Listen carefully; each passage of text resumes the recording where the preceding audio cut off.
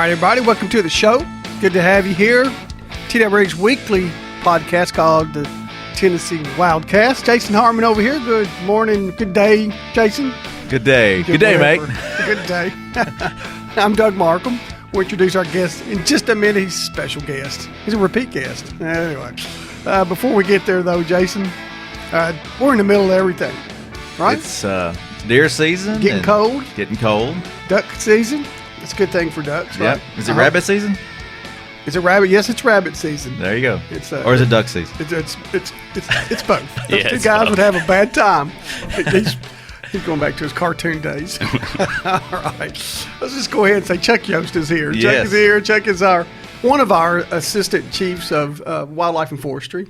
And Chuck, thanks for coming back. You're welcome. Glad to be here. A lot going on in your shop, and that's why we got Chuck in here today. We're going to talk about a lot of stuff deer. We're going to talk about that big deer again because we all got to see it recently. And we're going to talk about other big deer that Chuck's seeing. And we're going to talk about CWD and whatever subjects deer might come up. And then hopefully Chuck can give us a tip or two on shooting deer this time of year, finding them as we get later into the season and really starting to I guess we're past most of the, Chuck is the expert on that, past most of the mating time of year. Rutting time of year probably is a better biological word, Chuck, I guess. Either way. But we're getting past it and get some good tips from Chuck and you too, Jason. I'm still seeing some bucks running out there. No doubt. It doesn't all stop at one time, does it, Chuck? No, it doesn't. My favorite time is November 15th through December 15th, so we've got a few days left in that window, but it's a good time. It's a good time to go, and then go hunt their stomachs because it's going to be cold out there, and they're going to be looking for food. That's right. All over the place. Let's talk about that big deer first, though, okay? And when I say that big deer, there's been a lot of them lately. Chuck and I were talking before the show started about so many larger bucks being killed this year, and we're going to discuss. Chuck's going to tell us exactly why, right? Yeah, but I'll talk about them. Okay. Well, let's talk about that other buck first. The one that may be our world record buck here out of Tennessee, non-typical, 300-plus points. I mean, 300-plus inches in length. It looks like 300 points almost, 47 points. And this young man came to the Wildlife Commission meeting the other day, and he is a nice young guy, pretty quiet guy, and he let all these commissioners and everybody else take photographs with this rack. And our director up there, one of the shots top, and that's Dale. You recognize Dale.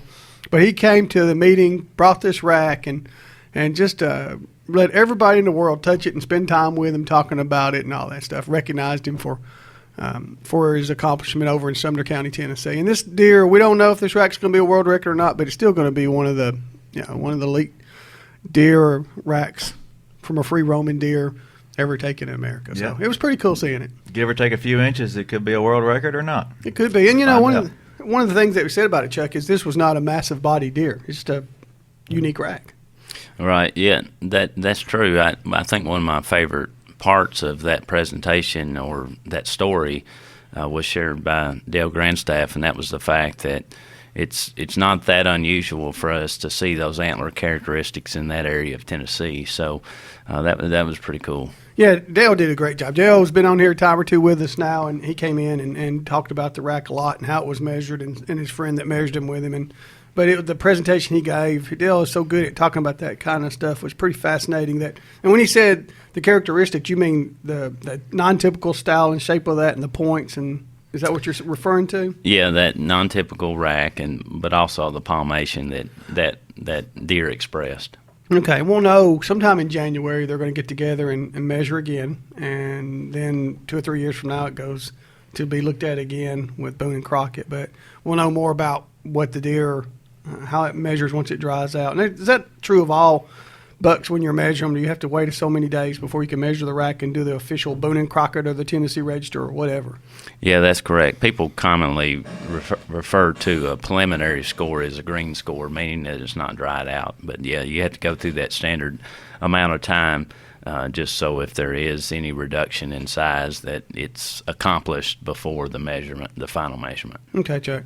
What kind of year we have? And we're talking buck stuff all the time and big bucks. People don't just go hunting for bucks, though. They love to shoot does and fill their freezers full of venison. I know Jason likes to go out and get some deer meat, and it's not always about hunting the antlers, but there are a lot of folks who do like to hunt the antlers, and I know y'all try to manage to please everyone. So how is it going so far this year, and And what did you mean by some big bucks being taken? Well, overall, the average seems to be, the harvest seems to be average. So we're having a typical year. That's really no surprise.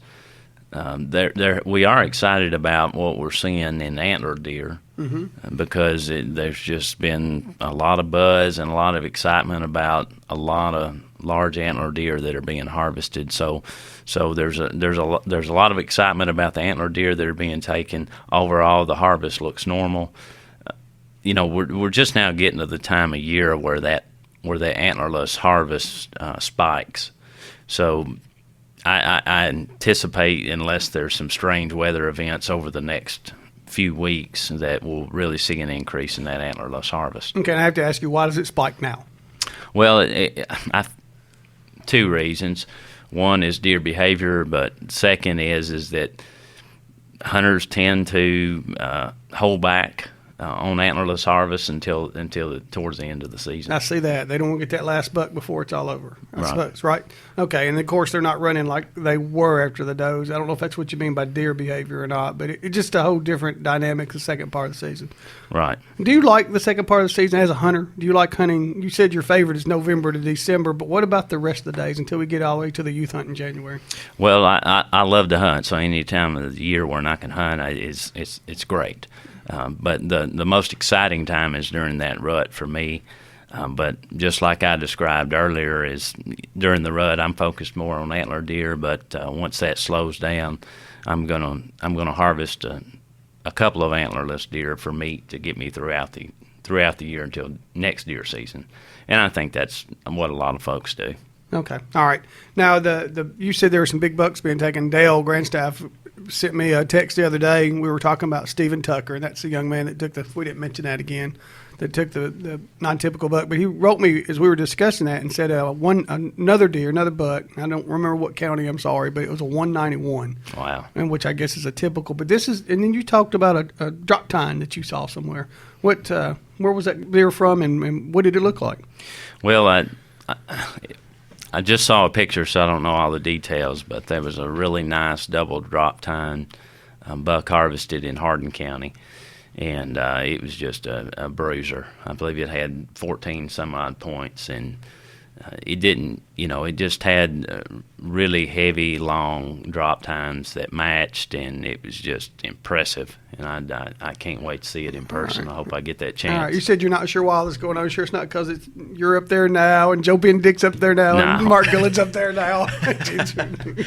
No, I think it's just, we've got regulations in place that are, helping with the age structure of the antler deer that are harvested, and then the hunter behavior or preference, however you want to describe it, is that people are, letting more and more of those yearling bucks walk, and we're beginning to see in a very big way the positive results of that. Good deal. As we get into the years ahead, and I know there's constant discussion in the wildlife division, you guys are always talking about what's the best way to manage deer. It pretty much doesn't stop. And you have a lot of different pressures up there about managing deer. Do you see anything, though, coming down the pike right now that's going to be vastly different? And I want to note, too, that Chuck he's the assistant chief. He has to talk about a lot of different things. James Kelly is over the deer program. We're going to get James on in a few weeks. But have y'all talked about anything that you see drastically in the next couple of years changing, or you like the way it is right now? Well, there's two big things that I'm thinking a lot about recently, and I know James is as well, is the threat of chronic wasting disease. Mm-hmm. That could completely transform in an unfortunate way how we manage deer in our state. Right. So that threat is a huge concern for us. We try to do all that we can to prevent that disease from being in Tennessee, assuming that it's not, and then not only trying to prevent it, but if it does occur here or eventually does, how do we contain it so that we minimize the impacts of it? That's number one. That's the biggest issue. And we'll talk more about that in a minute. Yeah, and probably the second biggest issue currently is is our check-in procedures, our tagging procedures for big game animals in general. You know, we're doing a critical review of that now to determine if there's ways to enhance it. So that's a really big subject that we're focused on. Okay, all right. And speaking of the way we're tagging deer and all that, a lot of hunters love to come onto the site, onto our website, and see what the results of harvest. Not able to do that right now. What's going on, and will it come back? Well, it's evolving. You know, we used to have the Hunter's Toolbox. It was referenced by a lot of sportsmen on our website, mm-hmm.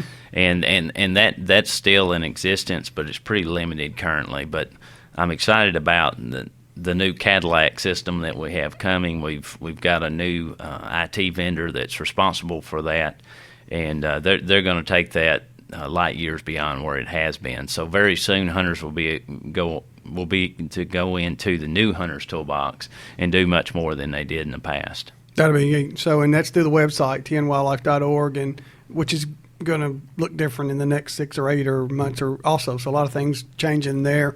The harvest, though, you're saying statewide, when you say it's about regular, it seems like in recent years Tennessee's harvested around 170,000 deer. Is that about what you're thinking this year? Well, I anticipate a normal reported harvest. You know, that's something that James is the deer program leader is teaching me, and something that we all need to think more about is the fact that the numbers that we reference are the reported harvest. Okay. So the real harvest is going to vary from that. It's going to be a higher number. So one other important thing that we're focused on is trying to determine what that difference is annually, because that'll tell us a lot about what's actually happening with the deer population. Okay, and when you say the actual reported harvest? Well, you got reported harvest, which is a count of all the deer that have been checked in, deer, turkey, bear, and unfortunately we don't have 100% compliance, Sure. which means that the actual harvest is higher than that. So it's going to be really important that we all realize that and begin to think that way, and then to make up for or account for that by determining what's the difference between reported and actual, so that we can do a better job of managing our deer population. Once upon a time, Chuck, before you probably even started working for the agency, but certainly before you were in the national office, Chuck was a wildlife officer before he came into here. There was modeling that went on, and I'm assuming that's what you're talking about, of creating models. When the agency was going through a process of building the deer population, it had models that it worked off of, and it seemed like to me it included maybe not unreported harvest, maybe it did, but it reported things like we knew that some animals were probably run over, hit by cars. Is that what you're looking at in the future, just a different style of modeling? Well, maybe. What we need is we need more data to manage on. Okay, and the reported harvest is just one piece of a much bigger puzzle that we need to put together to comprehensively or strategically manage our deer population. Is the information that you still gather the ones where we almost beg hunters sometimes to bring their deer to us, the opening of muzzleloader season, the opening of the gun season, a lot of the hunts that occur on our wildlife management areas, is that data as critical as ever to what we get, measuring the length and looking at the teeth and sometimes weighing the deer? We don't do that out in the county so much anymore, but I think we still do on some of our WMAs. Yeah, it's crucial. So not only do we need reported harvest, but we also need an index of the living population. So how many live deer are out there, and then the biological data that you're referring to, age data, that sort of thing that we get through processors and check stations are worth there. That's crucial as well. But another component that we've got to focus on more in the future also is the hunter dimensions, or the human dimensions, or how hunters think, what they prefer, that sort of thing. So all of those data that are out there and available to us, we got to be more conscious about getting all that and then analyzing it appropriately, and then building that into how we achieve our goals and objectives for deer management and bear and elk, et cetera. Okay, all right. And just, I'm not going to take you off into a bunch of the other stuff much, but just a brief question on them. Is our bear population, does your division thinking it's as good as ever? Are elk doing fine? Are turkey doing okay? Those are the other three big game that come to mind. Well, you may have to walk me through those one by one because I'm bound to forget one. I always seem to, but deer population is stable and doing great. The elk population is stable. We estimate that population around 400 animals currently. Okay. The bear population continues to grow. The distribution continues to grow. So we've seen an increased distribution west of the Cumberland Plateau, which you know as well as I do that traditionally we think of bears being on the plateau east. Well, that's not necessarily the case anymore. So those populations are continuing to increase. Turkeys depends on the area of the state. It seems that turkeys have stabilized for the most part across the state.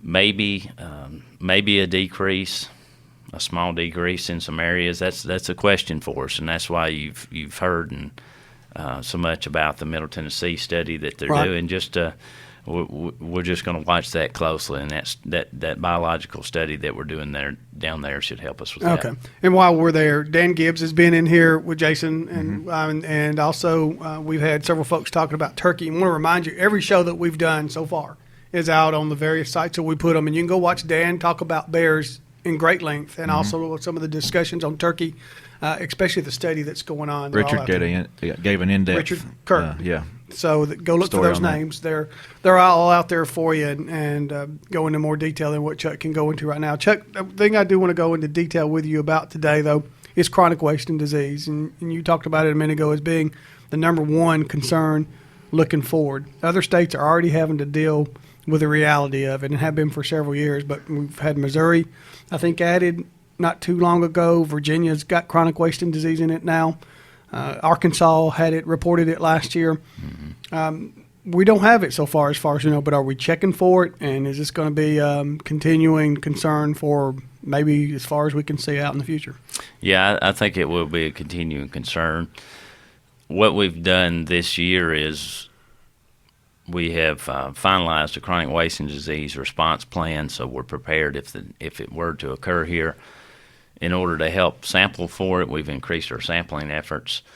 What does that mean? I'm sorry. Yeah, what thank does you. It mean? Thank you for that. And this is something that couldn't be accomplished without hunters being cooperative and helping us, and so we're grateful for that. But so several hunters have probably noticed that we have staff members positioned at processors and check-in stations on the major hunting weekends, and if we get the opportunity, we're going to take a lymph node sample from each deer and then submit that for disease testing.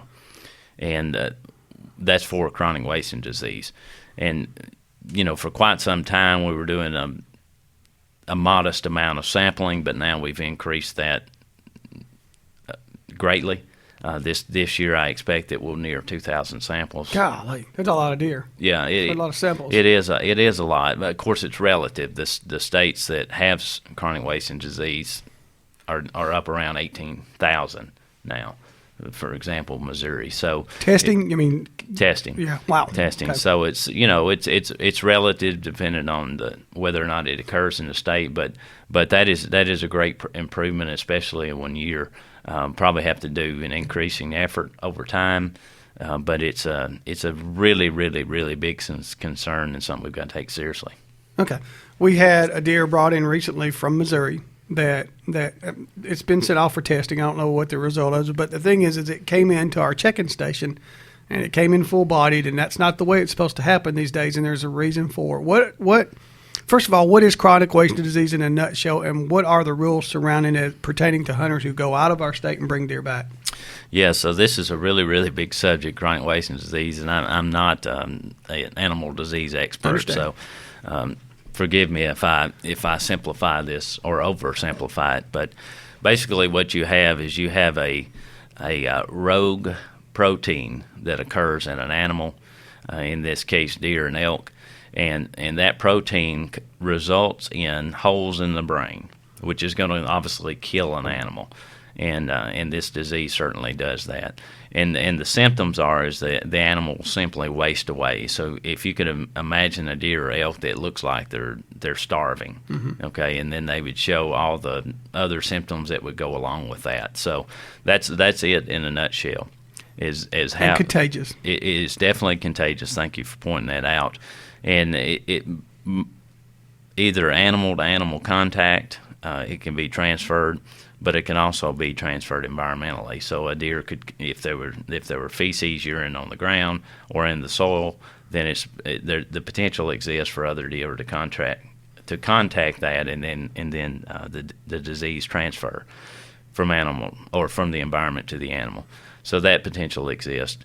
So you got a very bad disease that is passed either animal to animal or through the environment, and that's a scary thing, especially considering that it kills every animal that contacts it. Okay, when you say animal, deer. We're not Deer. talking about pigs or horses or cows or any of that stuff, right? Right. This disease specifically is affecting members of the deer family. The deer family. Now, there are variations of it that affect cattle and sheep and even humans, but in this case, that's not the case. It's not known to transfer to humans. Okay, so TWRA's effort, Tennessee's effort, is to keep any states that have had an impact or they've reported in their states from bringing deer over. What are the rules, and why did this person that came over from Missouri had his deer confiscated from him, taken away from him, and didn't make him very happy, but it was done for the safety of our deer herd. All right, so these rogue proteins can manifest themselves in the central nervous system of an animal. Mm-hmm. Okay, and that's why we take a lymph node sample, because that's a part of an animal's central nervous system, just like it is for us. But because those proteins exist there, the goal is through this regulation that you're referring to, is to, when hunters bring their animals from CWD positive areas into Tennessee, that they leave all that material behind. Okay. It's not brought into the state. So positive states like Arkansas, Missouri, Virginia, if you're going to bring your animals in from those states, then they've got to be deboned. The skull plates have to be clean, antlers, clean teeth, that sort of thing. So we're trying to keep all that central nervous material out of our state, because that could be how it is introduced into Tennessee. Find your processor over there in this case before you bring them back. Yeah, exactly. Have it processed there, and certainly you need to be familiar with where this applies to. Exactly. There is the responsibility, as always, of knowing the law. And if you go to somebody else's state, you need to know their law and our law too. Correct. Right. And somebody wrote on our Facebook the other day and said something about Alabama being a state. Somebody brought a deer from Alabama, but Alabama's not among the states, correct? That's correct. All right, so you got to know what states. Are they listed in our guide? Do you go to the website? Do you go to the state's websites that you're going to and look? Yeah, there's it's on our website, and we keep an updated list there. Okay. We reference it in the hunting guide, but the list changes annually. Right, so we got to be more flexible than that. So we do that communications through our website. Okay, I want to bring up Virginia too, because Virginia's a state that's had it that next year, starting in the spring sometime, goes on this list, right? Even now it is if you're in certain counties up in Virginia. Am I wrong on that, Chuck? That's right. Okay, but next year, even Virginia, if you're bringing a deer from Virginia down to Tennessee, it's got to do everything you just said. That's correct. Okay, all right. And as far as the chronic wasting disease in other states, I know you're talking to your counterparts. Are they getting a grip on it? Or is it spreading in their states? Do you know, especially speaking of Missouri or Arkansas that's so close? Are they starting to figure it out, and are we watching them all the time to see what they're doing that might work for us if we have the day? Absolutely. We're looking at successes and failures in other states to determine how we respond. The only true success, I'll call it, has been in New York, where they caught it very, very early, and to their knowledge, it's not present in any living animals there, but they're having to do constant sampling to be sure. But once a state has chronic wasting disease, it never goes back to CWD free. So once you get it, that's off the table. So even in New York, it's not considered chronic wasting disease free, but it's been quite some time since they found it in an animal. So I would call that a success as far as containing the disease. But your Arkansas example, they're doing the best they can down there, but in the areas where they're finding it, the prevalence is as much as 24%, I believe. Golly, that's a lot of deer. Yeah, that's a high percentage of diseased animals. So they're fighting an uphill battle there, and if you look at those two examples, that's why it's so important to catch it early, because depending on how many animals are diseased is going to determine how successful you are in containing it. So you got to catch it early so there's fewer animals so you can limit the population there so that it doesn't just continue to grow. All right, and I have a question on if this gets in Tennessee, what's the impact going to be on the success that we're having with our deer being, killing these monster bucks now and seeing the growth in these bucks and the number of deer? What's the impact going to be on that? Will it change that much at all? Well, what you'll see is a change in population numbers eventually. Some of that on purpose and some of it not. So this is a big subject as well. But what the response, if we find it, is that we're going through hunting and whatever means is needed is the population is going to need to be reduced in that area. Okay, so you're going to have a kind of a man initiated reduction in the population. Mm-hmm. But even without that, over time, the population will eventually decrease because animals are dying at a quicker rate. So in areas where it's really prevalent out in the West, they're seeing population declines because of it. Now, as far as age structure, I think that's what you were emphasizing there, whether it's males or females, is that once this disease is prevalent in a population, animals will basically survive long enough to reproduce.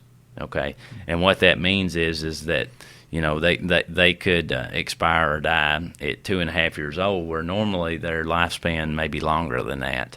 So what begins to happen is overall your population is younger. Okay, so you don't see as many of these older age class deer that we're fortunate to be experiencing now.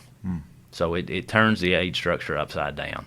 Okay, and your management upside down. Yeah, that's not good. All right, and we don't want to be all doomsday. We just want to be cautious. Right. But Chuck, there's got to be some feeling that it's inevitable one day. I hope I'm wrong on that, but is there that feeling there, or is it I know we're gonna fight it to the bitter end, but what are our chances 25 years from now not having chronic wasting disease? I really don't know the answer to that, but I'll agree with you that we've got to be proactive and prevent it the best we can. I think you've been wonderful, and there is a plan, right? That you've worked on the plan. Yeah. I mean, it's a long, lengthy plan that would take a while to read and took you a long time to work on.